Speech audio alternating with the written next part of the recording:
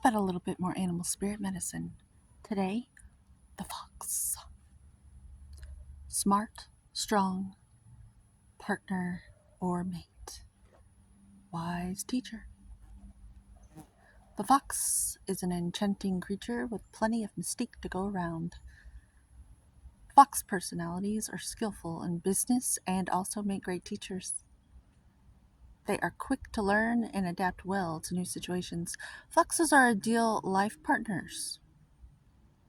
You would think you wouldn't be able to trust a fox. Unless you're a fox, of course.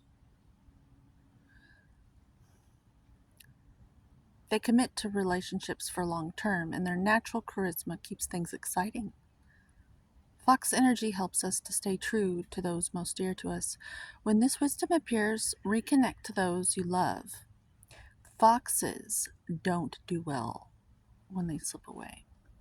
So I guess get to know yourself and love yourself so you commit to yourself for life. Thus you be committed. When in balance, magical, ingenious, teacher, monogamous. Like mahogany. Nice. Making furniture out of mahogany. I like it. It's beautiful. Is there a fly on my hat? Hey!